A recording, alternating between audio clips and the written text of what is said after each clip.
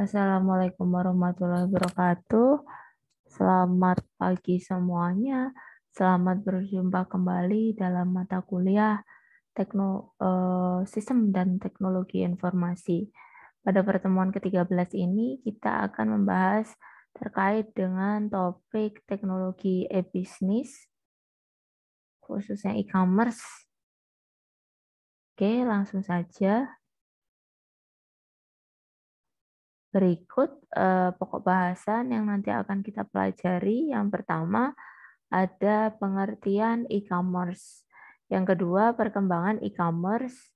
Yang ketiga konsep e-commerce. Yang keempat jenis dari e-commerce. Yang kelima ruang lingkup e-commerce. Dan yang keenam e-marketplace. Oke, kita masuk di pokok bahasan yang pertama terkait dengan pengertian e-commerce. Apa itu e-commerce? E-commerce atau yang merupakan singkatan dari kata elektronik ya, electronic commerce. Dalam bahasa Indonesia kita bisa istilahkan sebagai bisnis perdagangan atau perniagaan elektronik ya, di mana dilakukan suatu aktivitas penyebaran, penjualan, dan pembelian ya. Jadi buying, selling, kemudian transferring ya, kemudian pemasaran produk juga, marketing juga, barang dan juga jasa, product and services ya, dengan memanfaatkan jaringan telekomunikasi seperti internet ya, televisi dan juga jaringan komputer yang lainnya. Nah, kita masuk di perkembangan dari e-commerce ya.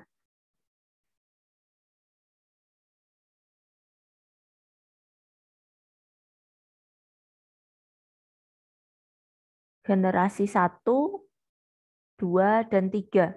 Di sini kita bisa lihat di generasi 1, internet berawal sebagai media promosi perusahaan melalui situs web ya, atau brosur elektronik.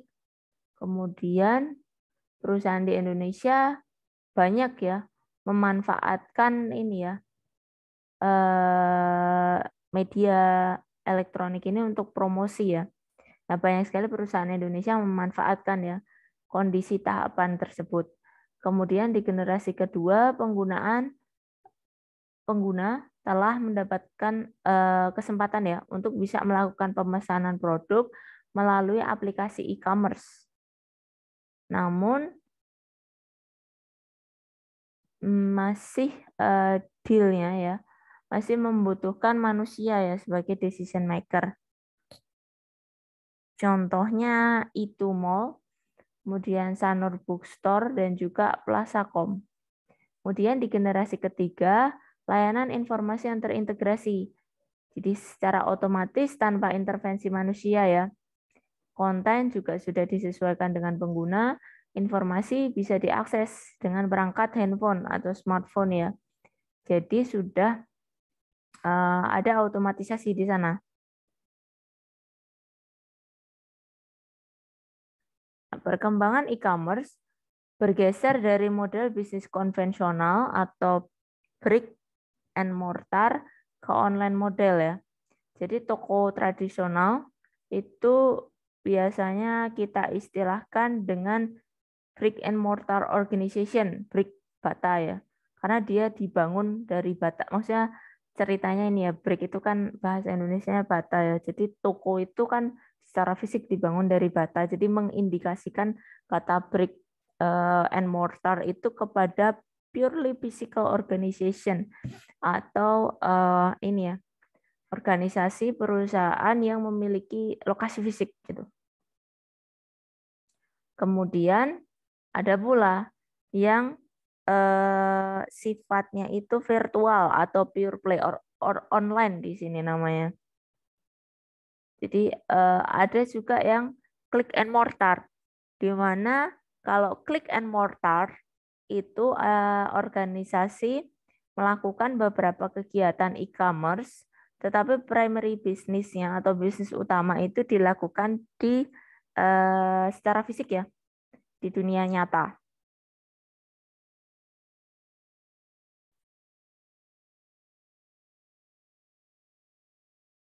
Ada suatu alternatif dari istilah click and mortar, namanya click and brick ya.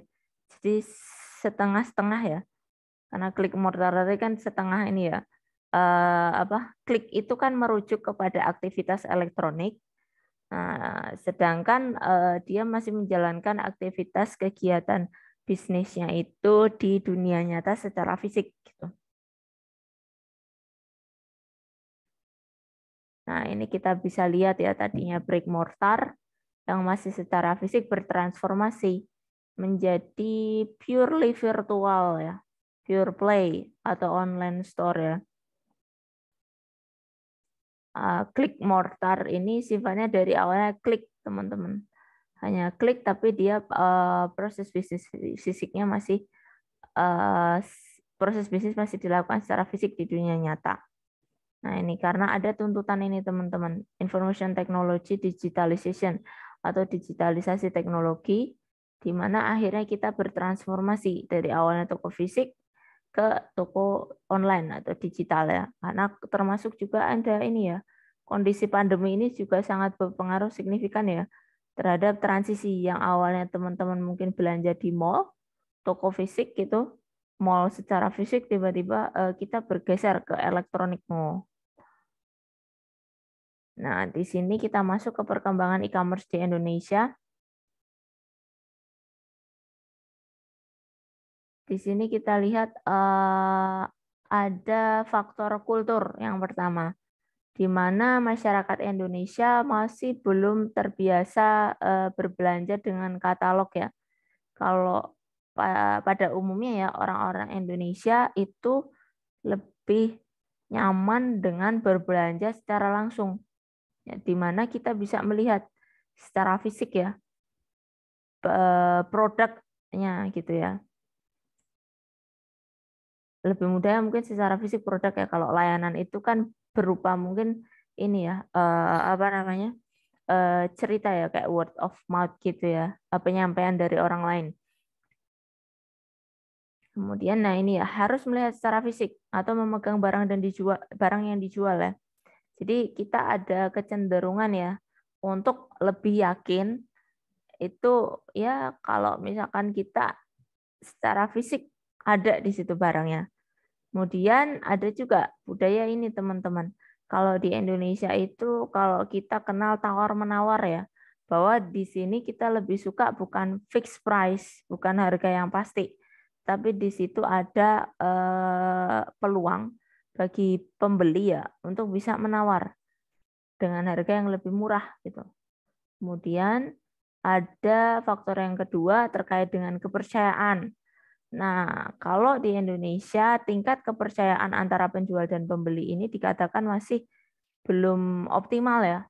Jadi masih tipis, di mana karena kita tahu sendiri ya, banyak sekali kasus-kasus penipuan ya, di mana misalkan katakanlah gambar yang dipajang di ini ya, online shop, katakanlah tidak sama dengan produk yang dikirimkan. Nah, hal itu juga tentunya bikin masyarakat ini ya mempertanyakan apakah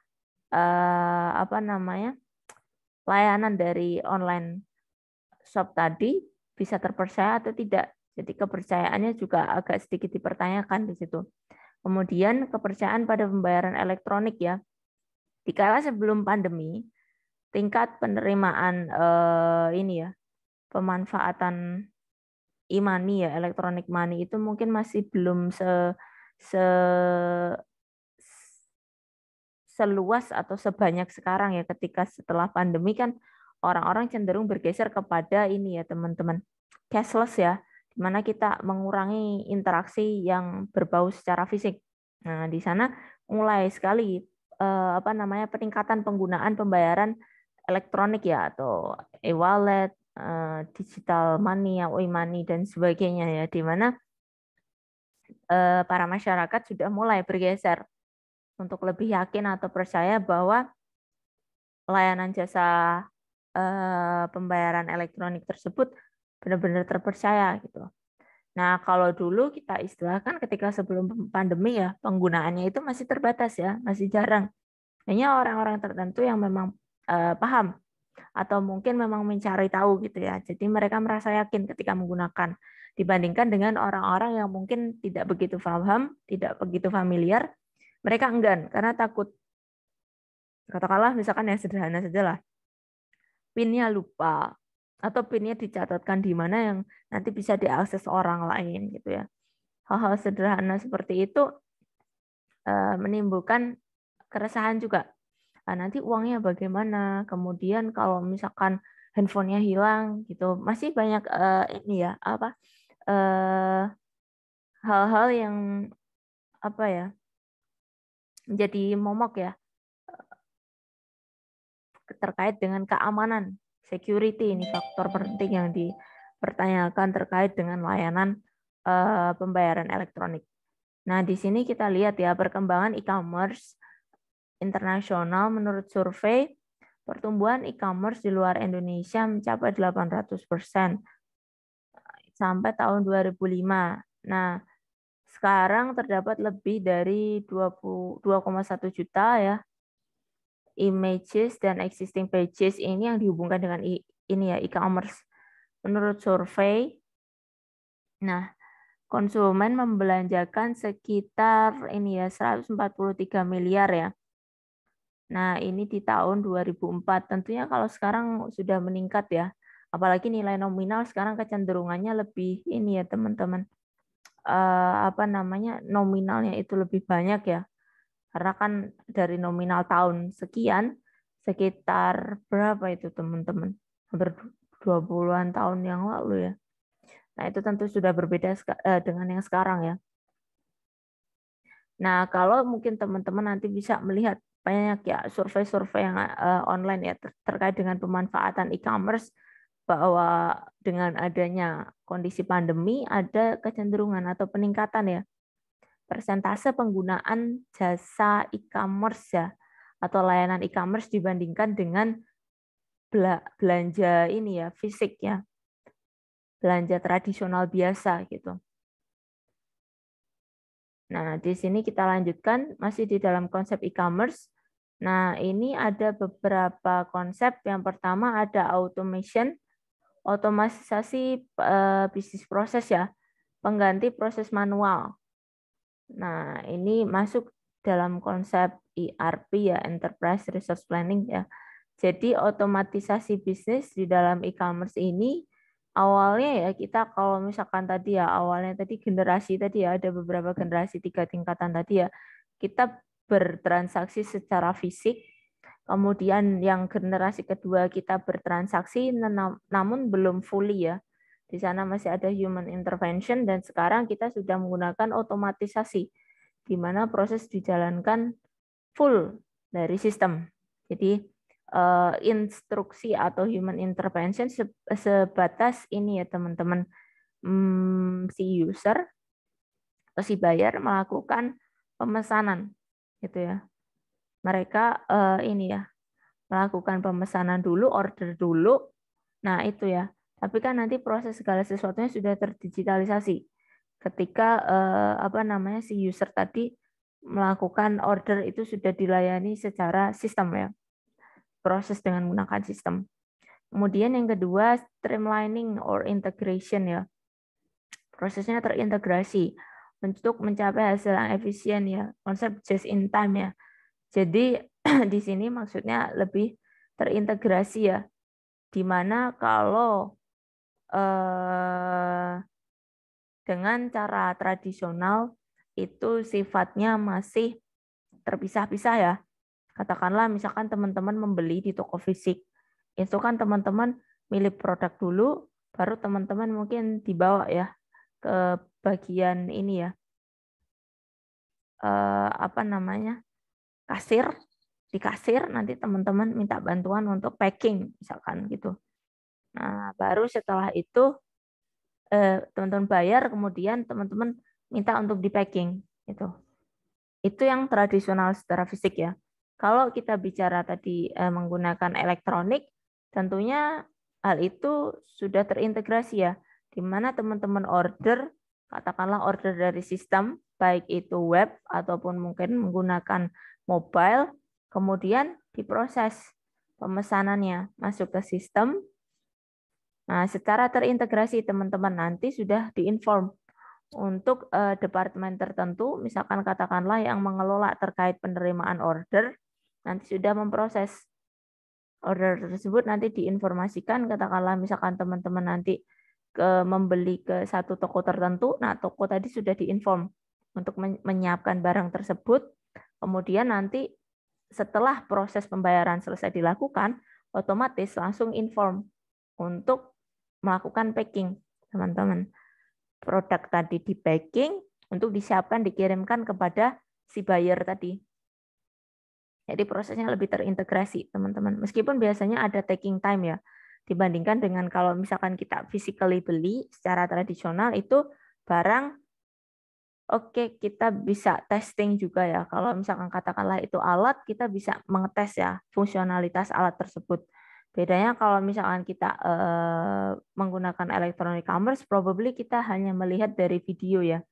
Dari video, kemudian reviewnya seperti apa, terkait dengan cara penggunaannya. Jadi di sana ada konsekuensi tertentu yang kita tidak bisa physically langsung ya, using alat tersebut secara langsung directly gitu tidak bisa ya. Kalau tradisional kan kita bisa, misalkan alat ya udah dicoba dulu alatnya, bisa berjalan atau berfungsi atau tidak gitu ya. Nah, kemudian nanti setelah selesai bla bla bla ada tadi pembayaran, kemudian packing bisa langsung dibawa ke rumah. Nah, kalau misalkan katakanlah kita menggunakan electronic commerce, biasanya taking time ya, butuh waktu mungkin untuk packing dan sebagainya, nanti baru pengiriman dan sebagainya gitu. Kemudian yang ketiga ada publishing, kemudahan untuk berkomunikasi dan berpromosi untuk produk dan jasa yang diperdagangkan ya. Ada electronic catalog. Jadi kalau publishing itu untuk promosi teman-teman. Katakanlah kita menggunakan e-commerce ya, ini tidak perlu lagi kita pakai sebar-sebar flyer fisik gitu ya ke ke customer yang tidak jarang ternyata hanya dibuang gitu, tidak digunakan atau karena mereka tidak tertarik. Sedangkan kalau sekarang kita kecenderungannya kita melihat ya kita melihat data ya dari jenis ya pembelian, minat jenis pembelian produk ataupun jasa dari customer, kita bisa tawarkan produk serupa gitu. Dan juga sifatnya elektronis. Jadi tidak perlu membuang resource ya kayak kertas dan sebagainya gitu. Dan juga untuk ini ya teman-teman, biaya cetak ya itu juga tidak perlu gitu. Jadi promosi itu jauh lebih mudah. Kita pakai elektronik katalog katakanlah di dalam halaman page dari e-commerce ya, itu sudah disediakan berbagai katalog produknya. Jadi nggak perlu lagi kita sebar flyer tadi ya secara fisik gitu. Kemudian yang keempat, interaction. Pertukaran informasi atau data antar pelaku bisnis dengan meminimalkan ya human error. Konsep electronic data interchange ya.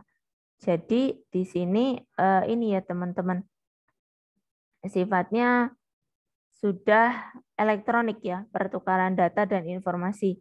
Jadi kalau awalnya misalkan teman-teman beli itu kan pakai nota ya, misalkan nanti dicatatkan di nota.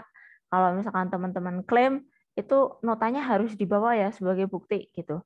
Nah, kalau yang sekarang kita sudah sifatnya elektronik. Di mana teman-teman order, cukup order melalui sistem, nanti teman-teman sudah dapat invoice tagihannya untuk dibayar sekian. Nah, setelah tagihan terbayar, tentu teman-teman dapat ini ya, receive ya, bukti pembayaran telah melakukan pembayaran gitu ya. Jadi secara elektronik itu biasanya nanti diinformasikan ya, ada historical information-nya. Dan juga tidak jarang ada juga teman-teman klaim ya. Klaim itu sifatnya juga nggak perlu lagi kalau kita katakan tadi ya, harus ke toko. Tapi bisa juga ya elektronik klaim ya, teman-teman mengajukan kalau misalkan barangnya tidak sesuai ya sudah cukup melalui aplikasi e-commerce tadi ya, teman-teman ajukan ini ketidaksesuaian. Mungkin itu ya ada apa namanya kekurangannya di mana pemrosesan biasanya tidak bisa langsung ya. Itu takes time ya, butuh waktu. Kemudian yang kelima ada transaction.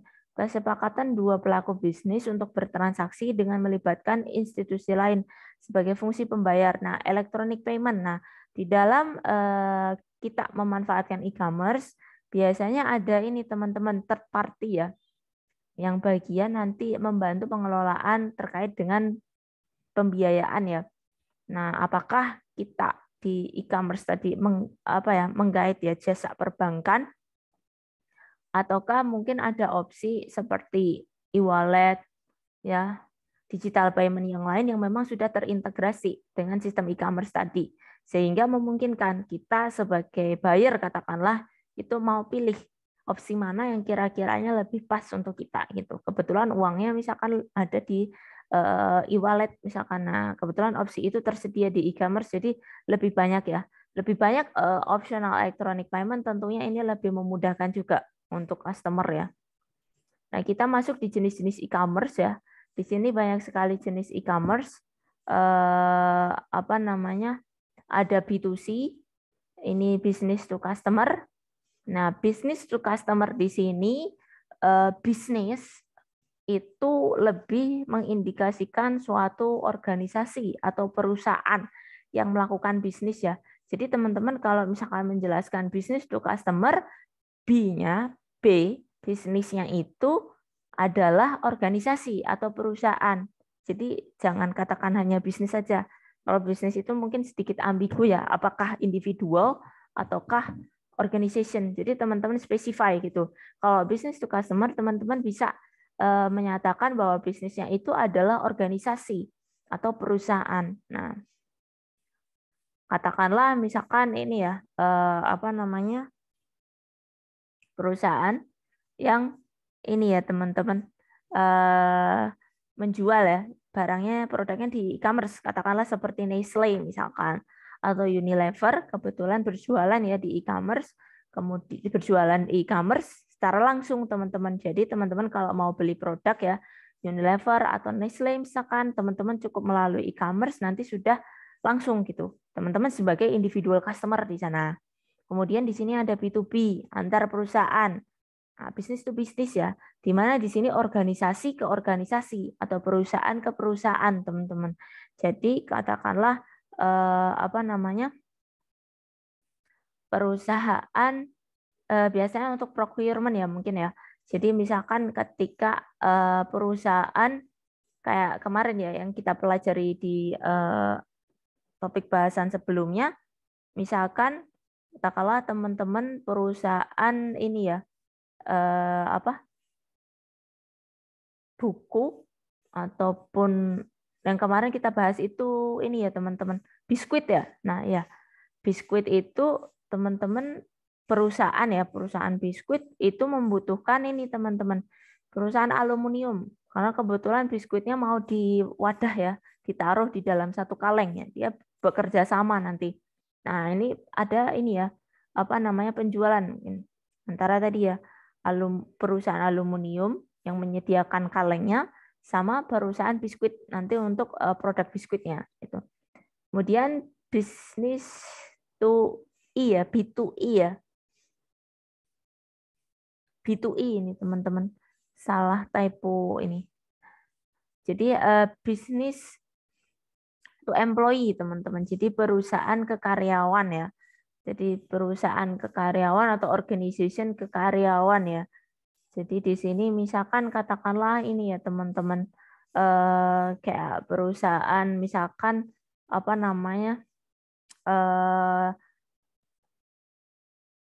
rekrutmen, elektronik rekrutmen itu bisa ya.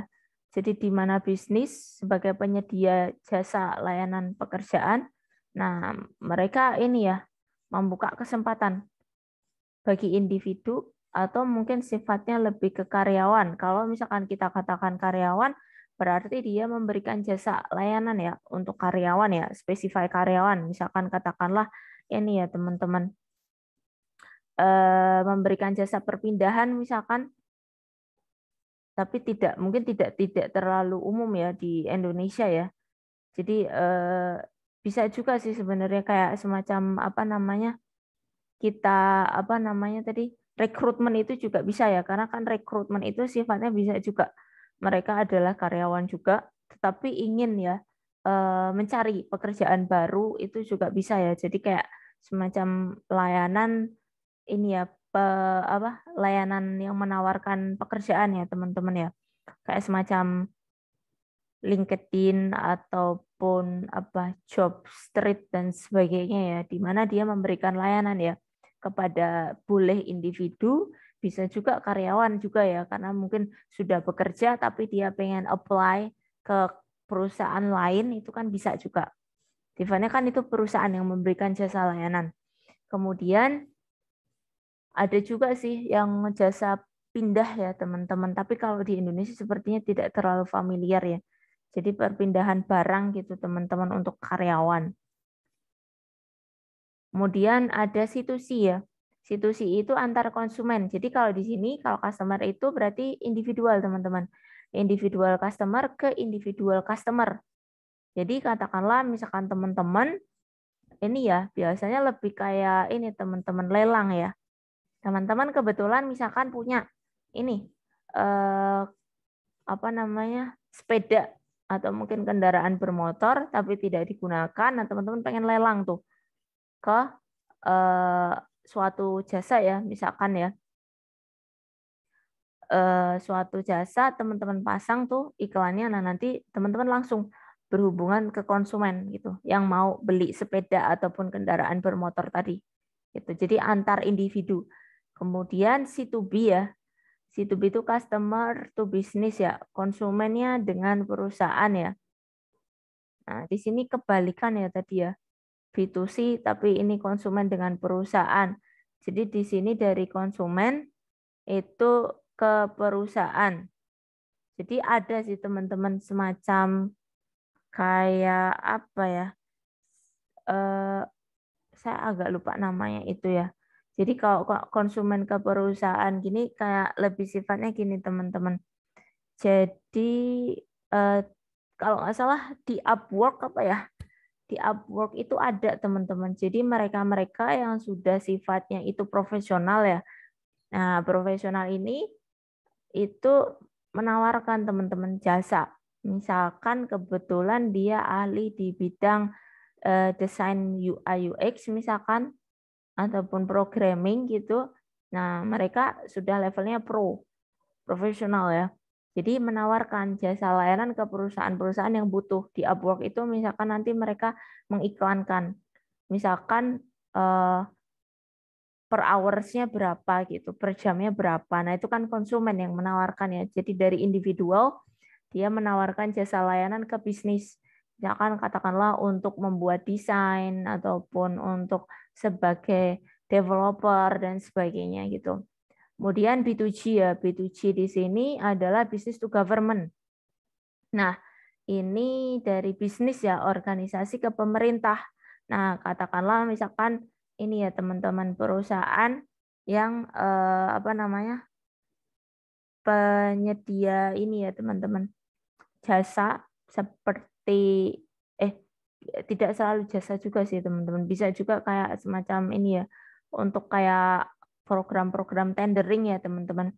Misalkan government, pemerintah ingin mengadakan suatu proyek ya, proyek pengembangan jalan di mana dia berusaha bekerja sama dengan perusahaan nanti yang akan menyediakan perangkat atau alat-alat ya, bahan-bahan untuk pengembangan jalan ya. Nah gitu. Jadi bekerja sama dengan perusahaan. Nah nanti bagian bisnis ya, penyedia penyedia apa tadi ya, bahan atau alat-alat untuk pembangunan jalan nanti bekerja sama dengan pemerintah gitu.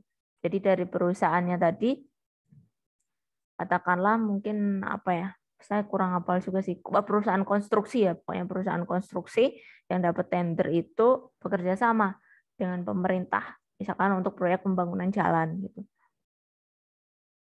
Nah, di sini kita bisa lihat juga ada macam-macam ya teman-teman. Maaf. Nah, ini ya. Kita lihat ya, dengan adanya e-commerce ya, kita lihat banyak sekali keuntungan ya, benefit yang kita peroleh dengan pemanfaatan e-commerce. Yang pertama, keluasan cakupan ya. Cakupannya itu luas. Kita tahu sendiri ya, teman-teman bisa bertransaksi ke luar negeri itu dengan mudah dengan adanya e-commerce. Tidak hanya beli produk yang ada di nasional ya, di Indonesia saja, tetapi kita bisa beli produk yang ada di luar negeri dengan mudah gitu ya. Hanya saja nanti mungkin teman-teman butuh penyesuaian ya dengan mata uangnya misalkan gitu. Nah, kemudian ada proses transaksi cepat ya. Transaksinya itu lebih cepat teman-teman. Kalau misalkan sebenarnya ini relatif juga sih teman-teman. Kalau katakan cepat ya relatif ya. Kalau misalkan katakan kita beli tradisional itu bisa langsung dibawa pulang. Nah, kalau misalkan kita pakai e-commerce itu biasanya butuh waktu ya nanti untuk ngirim dan sebagainya gitu ya. Jadi kalau menurut saya di sini relatif juga untuk kaitan transaksi. Tapi transaksi di sini maksudnya di sini mungkin teman-teman kenapa dibilang cepat? Karena kita mungkin hanya menggunakan perangkat ya. Apakah itu komputer ya, ataukah menggunakan smartphone, kita cukup bertransaksi ya. Jadi kita tidak perlu harus datang ke toko, repot-repot datang ke toko dan sebagainya gitu. Cukup dengan ini ya, interaksi ke sistem kita sudah bisa melakukan transaksi. Kemudian produknya lebih banyak. Nah, di sini pilihan produknya ya sekarang tidak hanya terbatas ya teman-teman ya. Kalau misalkan kita beli itu misalkan katakanlah kalau elektronik ya cuman hanya produk elektronik saja. Nah, tidak terbatas itu. Banyak sekali bahkan kebutuhan rumah tangga ya, kayak sayur, mayur, buah dan sebagainya gitu sekarang macam-macam ya teman-teman ya.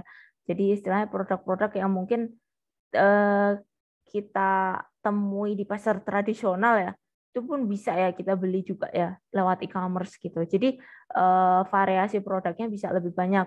Kemudian pelanggan yang lebih luas, kita tahu ya hubungannya dengan kecakupan tadi ya, di mana di sini lingkupnya pelanggannya nggak cuman ini ya teman-teman yang ada di area tertentu, katakanlah Jabodetabek saja, tapi bisa juga menjangkau customer kebetulan misalkan ada yang di luar negeri, pengen membeli produk itu bisa juga ya. Itu. Jadi tidak terbatas dengan jarak. Kemudian menciptakan efisiensi yang tinggi ya. Jadi apa namanya? Tidak lagi kita disulitkan dengan tadi ya harus repot-repot datang ke toko, kemudian melakukan transaksi fisik dalam artian kita harus membawa uang cash sekian lah katakanlah gitu untuk melakukan pembayaran. Nah, di sana kita tidak perlu direpotkan dengan hal tersebut. Cukup teman-teman ada sistem, katakanlah itu menggunakan diakses melalui smartphone ataupun melalui PC, teman-teman sudah bisa melakukan transaksi itu ya. Jadi dikatakan lebih efisien ya kaitannya waktu dan sebagainya. Kemudian meningkatkan kepuasan pelanggan. Nah, di sini harapannya dengan kemudahan-kemudahan yang diberikan adanya electronic commerce tadi ya, pelanggan itu lebih puas. Jadi tidak perlu harus jalan-jalan katakanlah teman-teman mau beli sesuatu ke mall, ya udah tinggal ke electronic mall aja ya.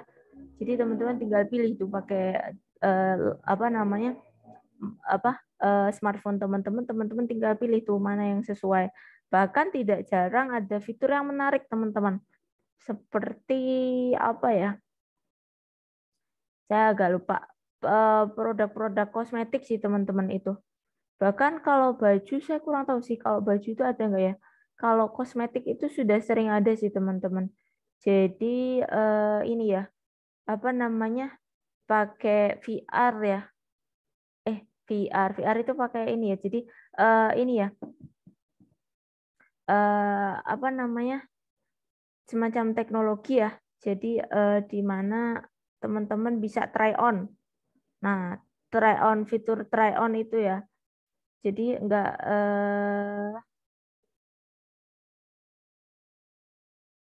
tidak perlu ini teman-teman. Jadi augmented reality teman-teman, salah tadi, mohon maaf, ralat, bukan VR tapi augmented reality ya di e-commerce itu teman-teman tinggal pakai ini ya try on, misalkan kayak beauty AR ya. Jadi teman-teman kalau misalkan yang putri itu pakai apa namanya kosmetik itu nggak harus datang. ke apa tokonya ya, teman-teman bisa try on. Misalkan lipstick itu bisa diganti colornya, kemudian misalkan teman-teman pakai ini ya, apa namanya, ya efek-efek make up lah itu bisa dicoba gitu ya. Jadi sebelum membeli produknya kiranya itu bisa cocok atau enggak. Kalau baju sih kayaknya setahu saya nggak tahu sudah ada atau belum ya. Kalau yang untuk kosmetik biasanya sudah banyak sih try on gitu teman-teman.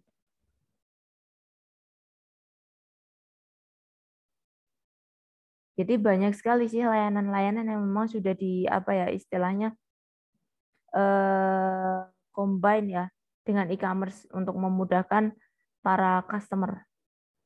Nah, ini kita masuk di ini ya teman-teman. Formula untuk kesuksesan dari e-commerce. Di sini yang pertama, website harus memberikan pelayanan yang menarik ya. Nah, ini teman-teman. Website sendiri kalau kita merujuk kepada tampilan ya. Tampilan ini kalau ini berbasis web ya. Nanti kalau misalkan berbasis mobile berarti ini teman-teman. Yuk, ini ya tampilan interface-nya, UI-nya itu harus menarik teman-teman di sana. Jadi dari sisi pemilihan warna dan sebagainya itu harus ini ya, harus menarik tapi dalam artian juga nggak terlalu mencolok juga. Karena kalau terlalu apa ya tidak enak di pandangan itu terlalu too much color gitu juga agak confusing ya. Jadi di sana harus bisa balance gitu untuk tampilannya ya. Jadi tampilannya mungkin menarik, standar lah, bisa ini ya apa namanya dari segi coloring ya tampilan itu bisa ya membuat customer itu nyaman gitu ya di mata itu juga nggak bikin cepet lelah lah gitu.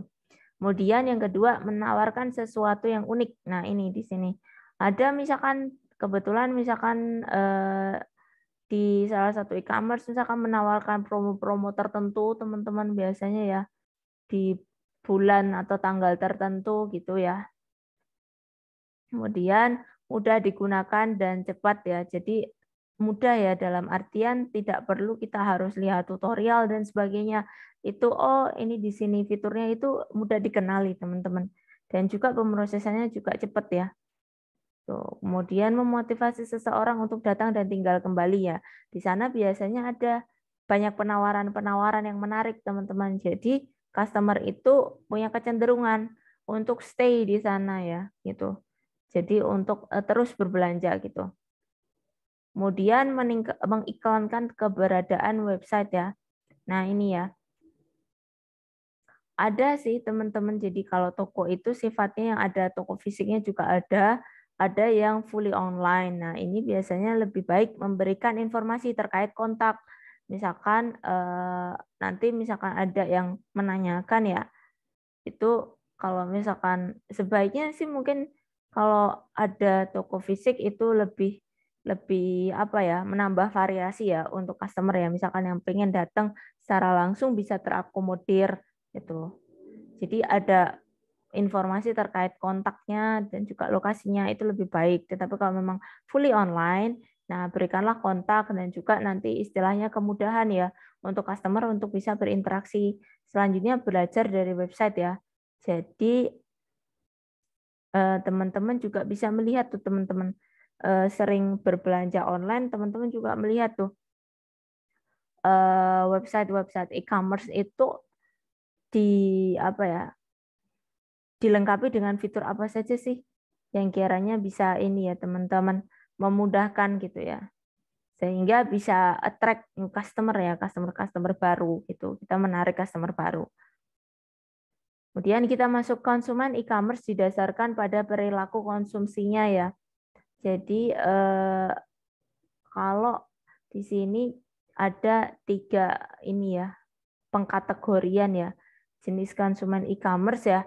Yang pertama impulsif buyer, konsumen yang ingin cepat-cepat membeli ya, cenderung gegabah dalam mengkonsumsi produk yang ditawarkan. Nah ini teman-teman kadang kalau misalkan kita karena butuh ya, butuh pengen harus menggunakan katakanlah misalkan itu alat ya, kebetulan kita memang memerlukan, nah tidak jarang langsung beli.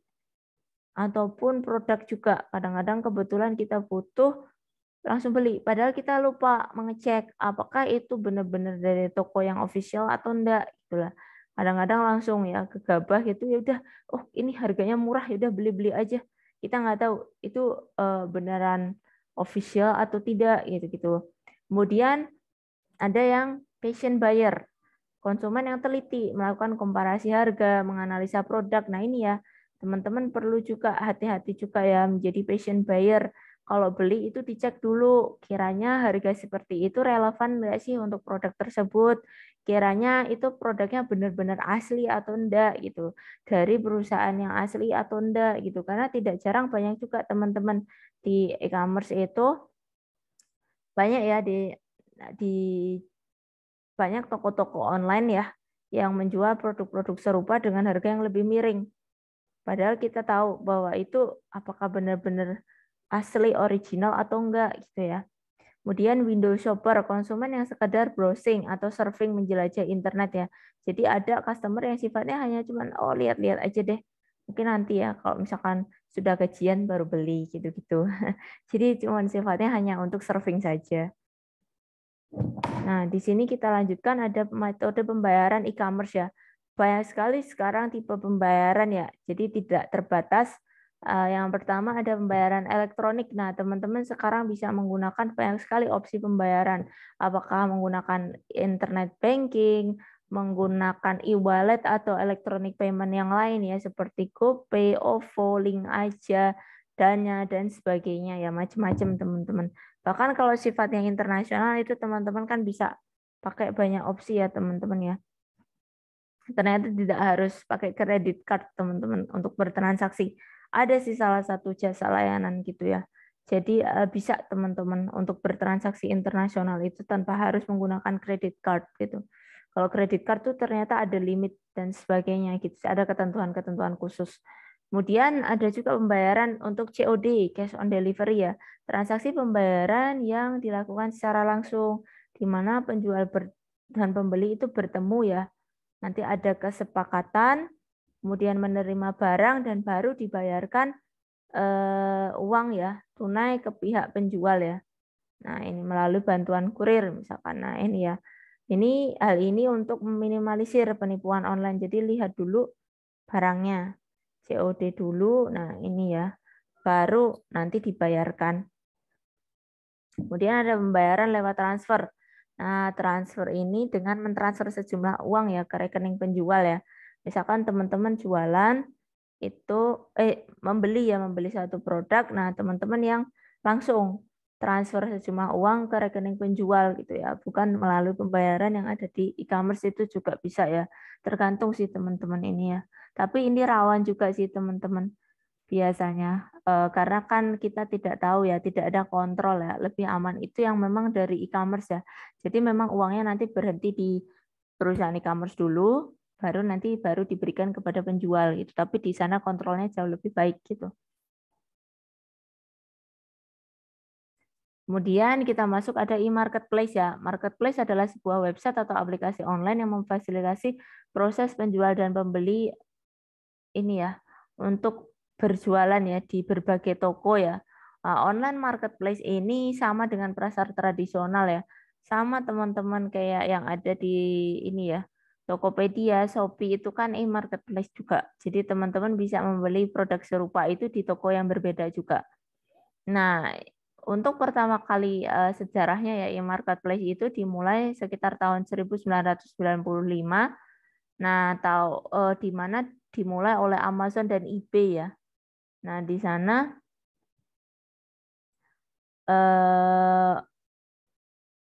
ternyata di Amerika ya meluncurkan ini teman-teman. Ada PayPal juga tahun 1998 ya untuk membantu ini ya mengakomodir transaksi online ya. Kemudian Jack Ma meluncurkan Alibaba di China tahun 1999. Nah, sedikit menarik juga cerita terkait dengan Jack Ma ya. Jack Ma ini adalah ini ya teman-teman, ownernya ya dari Alibaba teman-teman. Jadi semacam kayak electronic commerce juga yang ada di China itu Alibaba, mungkin teman-teman yang pernah mengenal ya. Nah, ini fiturnya juga sama sih seperti yang lain juga. kayak Amazon atau eBay juga, tapi versi China-nya sih sebenarnya. Tapi kalau nggak salah yang versi ID Indonesian juga ada, kalau nggak salah Alibaba ID ya, yang Indonesian saya agak lupa, pernah sih saya sempat itu juga. Cuman tidak terlalu banyak menggunakan ya. Kita mungkin lebih familiar yang banyak ini ya. Banyak juga sih teman-teman juga ada Alibaba gitu. Cukup populer juga sih ini teman-teman. Sebagai ini ya bersaingnya sih Amazon eBay ya, eh, apa ya, jenis usaha yang sama itu. Nah di sana banyak sekali toko-toko ya, toko-toko yang tersedia menjual jenis barang yang sama namun oleh toko yang berbeda dengan harga yang berbeda pula ya. Jadi teman-teman bisa milih tuh. Kemudian tidak jarang tidak hanya harga teman-teman, kelengkapan barang atau produk itu juga bisa beda-beda. Jadi kalau di marketplace teman-teman bisa pilih tuh mana yang sekiranya lebih cocok. Dan hati-hati juga, namanya kita bertransaksi online, pastikan ya jangan hanya tergiur dengan harga yang murah, tapi di situ dipastikan jasa dan layanannya. Review juga kadang-kadang ini ya teman-teman, bisa aja kelihatan bagus semua gitu. Jadi mungkin kalau kalau sekedar saran sih bisa tadi ya menggunakan ini ya cash on delivery gitu ya. Jadi kalau misalkan teman-teman membeli alat gitu, mungkin pastikan alat itu bisa digunakan dulu gitu loh.